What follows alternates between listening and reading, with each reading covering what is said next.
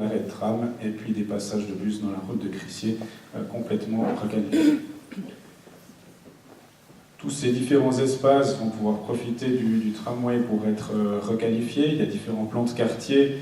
qui sont en cours, des plans partiels d'affectation, et c'est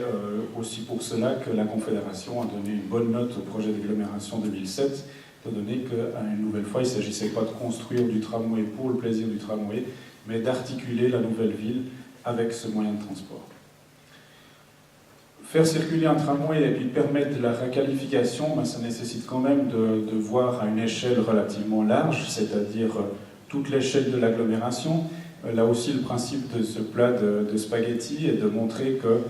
tout a été pensé en termes de multimodalité, c'est-à-dire avec également des nouvelles entrées et sorties d'autoroutes sur le réseau actuel, pour permettre de mieux diffuser la circulation, de reporter sur l'autoroute ce qui peut être reporté sur l'autoroute, et puis une volonté d'accessibilité par poche pour décourager le trafic de transit à travers la ville de Lausanne et la ville de Renan, ce qui permet à ce moment de gagner de l'espace pour l'offrir au transport public ou aux piétons et aux cyclistes. De manière à développer ce projet, pas uniquement sous un angle, je dirais, technique, poser des rails et une ligne aérienne, un bureau d'architecte a développé, le bureau Architram a développé une architecture de ligne qui prend en compte en fait tous les éléments qui constituent la ligne de tramway. Alors juste un des exemples ici, c'est par exemple le revêtement qu'il y aura sur la plateforme de tramway. Donc en bleu, c'est des espaces qui sont partagés, mais uniquement avec des riverains ou des livraisons, donc très peu de trafic. En vert, ici, on aura un site propre végétalisé depuis la sortie de Renan jusqu'à Galicien, non pas avec du beau gazon sur lequel il faut mettre de l'engrais, puis ensuite qu'il faut arroser, puis après qu'il faut tondre parce qu'il pousse bien, mais plutôt avec des variétés de plantes grasses qui demandent peu d'entretien. En rouge, on sera en site propre central jusqu'à Port-Franc, et puis à nouveau un espace partagé uniquement avec les livraisons entre Port-Franc et devant la FNAC jusqu'à Lausanne-Flon. Cette architecture de ligne prévoit des formes de stations qui soient parfaitement identifiables en tant que nouveau moyen de transport et une nouvelle façon de voir la ville,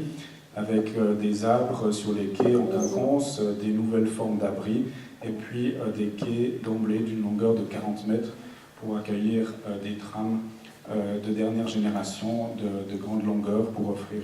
une véritable capacité supplémentaire par rapport au bus.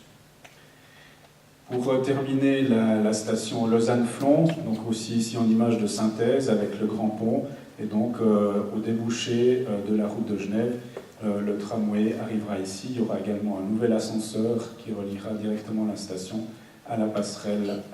à l'étage du grand pont qui sera lui aussi donc fermé au trafic automobile et réservé au transport public,